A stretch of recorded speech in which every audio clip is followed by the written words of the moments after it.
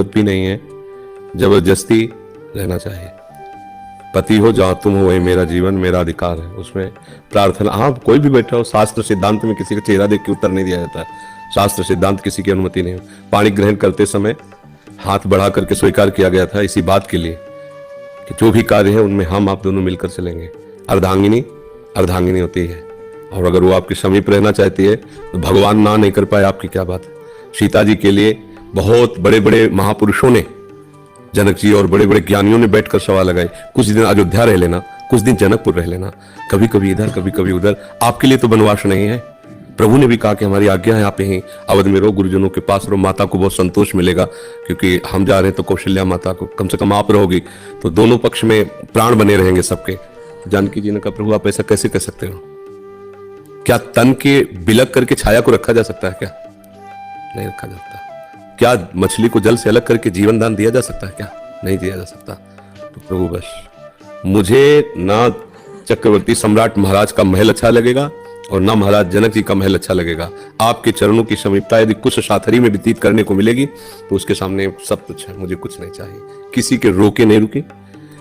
अंतिम समय दशरथ जी ने कहा था सारथी से कि कह देना सीता जी से, अगर वो अकेले वापस आ गए तो हम सब जीवित हो जाएंगे, हमारे प्राण बच जाएंगे। चलो मानते हैं कि राम तो मेरी बात अब नहीं मानने वाले, क्योंकि वो सत्य प्रतिज्ञ है, वो तो जाएंगे 14 वर्ष के लिए, लेकिन आप कोशिश करना अगर जानकी जी वापस आ जाए तो हम जीवित, हमारे प्राण बच जाएंगे।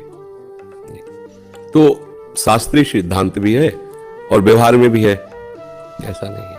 आप वृंदावन वास कर रहे हैं, हाँ अगर पत्नी की अनुमति है कि हम अपने बच्चों या माता पिता की सेवा में आप जा सकते हैं तो फिर बात अलग। पत्नी कह रही हम साथ रहना चाहते हैं तो फिर आप उस पर शासन नहीं कर सकते, फिर आपको तो साथ ही रखना ही होगा। तो ये शास्त्रीय सिद्धांत है। जैसे वानप्रस्थ ब्रह्मचर्य, गृहस्थ और वानप्रस्थ। जब वानप्रस्थ की बात आती है तो उसमें ये बात आती है कि पत्नी से पहले आज्ञा लीजिए। आज्ञा शब्द है, पत्नी से आज्ञा लीजिए, क्योंकि पाणी ग्रहण किया है। अब मैं वनवास करना चाहता हूँ और एकांतिक भजन करूंगा। आपकी रुचि है तो बच्चों के साथ रह सकती हो, आपकी रुचि नहीं तो जैसे हम रहेंगे वैसे तुम्हें रहना पड़ेगा, भूखे या जिस परिस्थिति में, उसकी अनुमति के साथ है। वो अगर कह देती सहमति, हाँ आप जाइए हम यहीं हैं, खत्म खेल। पर ऐसा नहीं चलेगा कि हम वृंदावन वास करें और वो हमारी आज्ञा में बाहर रहे। हाँ अगर वो राजी है तो कोई बात नहीं, अगर वो रहना चाहती है तो फिर आपकी आज्ञा की आवश्यकता नहीं, फिर आपके पास उसको रहना ही अनिवार्य है। क्यों? माता पिता हैं घर में, तो तुम्हारे माता पिता है ना, उसके माता पिता भाई बंधु तो सब आप हो। अगर वो अपने पति को भगवान समझती तो उसके लिए कोई भी कहीं भी कोई भी अवसर नहीं, वो आपके लिए है। आपके माता पिता हैं, आप देखिए, आप माता पिता को लाइए, आप सेवा कीजिए, आपका संबंध उससे है।